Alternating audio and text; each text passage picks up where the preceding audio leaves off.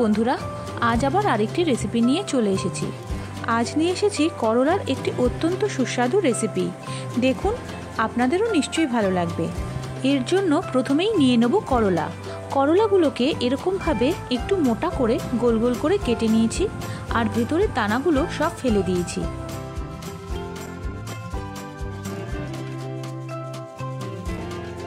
এবার এর মধ্যে নুন আর হলুদ মাখিয়ে নেব।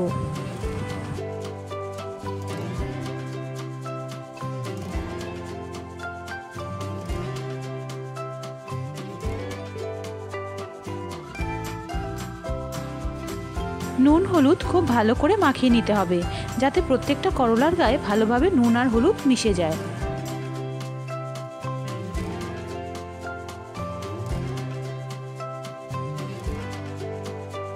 এবার এটাকে আধা ঘন্টা থেকে ৪৫ মিনিট ঢেকে রেখে দেবো। চিংড়ি মাছ খুব ভালো করে ধুয়ে নিয়ে নিয়েছি। এবার এর মধ্যেও নুন আর হলুদ মাখিয়ে নেব।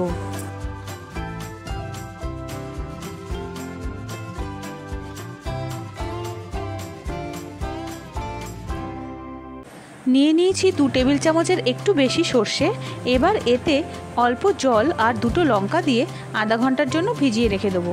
আধা ঘন্টা পর জলটা ফেলে দিয়ে 2টো লঙ্কা আর সামান্য নুন দিয়ে সর্ষে বেটে নেব। আধা ঘন্টা হয়ে গেছে। দেখুন করলাগুলো থেকে কতটা জল বেরিয়ে এসেছে, আর করলাগুলো কিছুটা মজেও গেছে। এবার এই জলটা ফেলে দেব, আর করলাগুলোকে হালকা ভাপিয়ে নেব। একটা ডেচকিতে অল্প জল দিয়ে করলাগুলোকে ভাপানোর জন্য বসিয়ে দিয়েছি। করলাগুলোকে খুব বেশি ভাপাবেন না, খুব ভালো মতো জলটা যখনই ফুটে উঠবে তখনই গ্যাস বন্ধ করে দেবেন। এখন করলাগুলোকে একটু উপর নিচ করে দেবেন, নয়তো নিচের করলাগুলো বেশি সেদ্ধ হয়ে যাবে। 5 মিনিট পর করলাগুলোকে একটা জালির মধ্যে ঢেলে দিয়ে সম্পূর্ণ জল ঝরিয়ে নেবেন। লক্ষ্য রাখবেন করলা যেন খুব বেশি ভাপানো না হয়।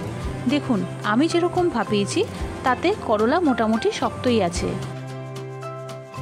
এবার গ্যাসে কড়াই বসিয়ে দিয়ে দেবো পরিমাণ মতো সর্ষের তেল। আপনারা চাইলে সাদা তেলেও করতে পারেন, কিন্তু সর্ষের তেলের টেস্ট বেশি ভালো হয়। তেল গরম হয়ে এলে এক এক করে করলাগুলো এর মধ্যে দিয়ে দেবো।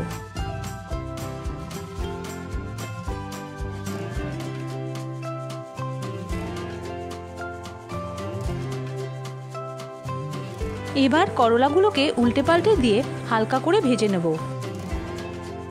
সবজি বানানোর পরও যাতে করলার সবুজ রঙটা নষ্ট না হয়, তাই জন্য আমি করলাগুলোকে খুব বেশি ভাজবো না। দেখুন আমি ঠিক এই রকম ভেজে নিয়েছি, এর থেকে বেশি আমি ভাজবো না। আপনারা চাইলে একটু বেশি ভাজতে পারেন, তবে এর থেকে বেশি ভাজলে করলার সবুজ রঙটা নষ্ট হয়ে যাবে। সবকটা করলা ভাজা আমার হয়ে গেছে। এবার এই তেলেই দিয়ে দিলাম চিংড়ি মাছ।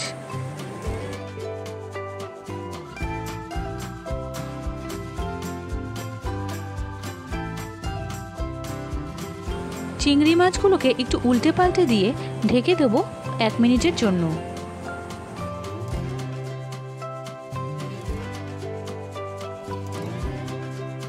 1 মিনিট পর ঢাকনা তুলে দেবো, আর একটু নেড়েচেড়ে দিয়ে হালকা লাল করে ভেজে নেব।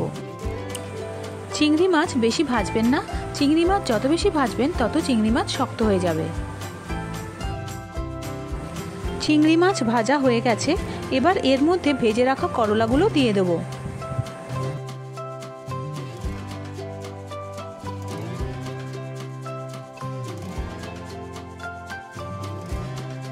এবার পুরোটা নেড়েচেড়ে দিয়ে সামান্য জল দিয়ে দেব।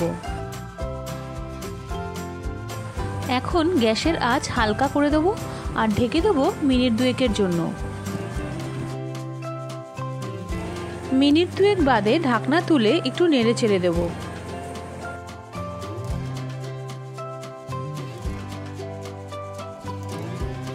এবার দিয়ে দেবো পরিমাণ মতো নুন। নুন বুঝে দিতে হবে, কারণ করলা, চিংড়ি মাছ, সর্ষে বাটা সবগুলোর মধ্যেই অল্প অল্প নুন আছে। এবার দিয়ে দেবো সর্ষে বাটা। সর্ষে বাটার বাটিটা ধুয়ে অল্প জল এর মধ্যে দিয়ে দেবো।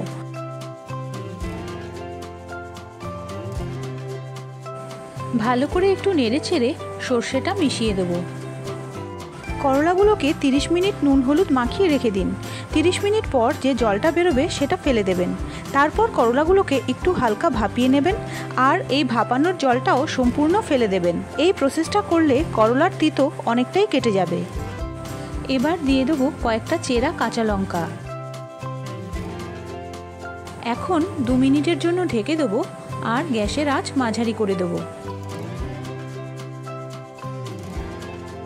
2 মিনিট পর ঢাকনা তুলে একটু নেড়েচেড়ে দেবো। এবার গ্যাস বন্ধ করে নামিয়ে নেব। এই রেসিপিটি আপনাদের ভালো লেগে থাকলে আশা করব ভিডিওটিতে একটা লাইক দিয়ে দেবেন। এরকমই ভালো ভালো রেসিপি দেখার জন্য আমার চ্যানেলটি সাবস্ক্রাইব করে পাশে থাকবেন। সবাই ভালো থাকবেন। ধন্যবাদ।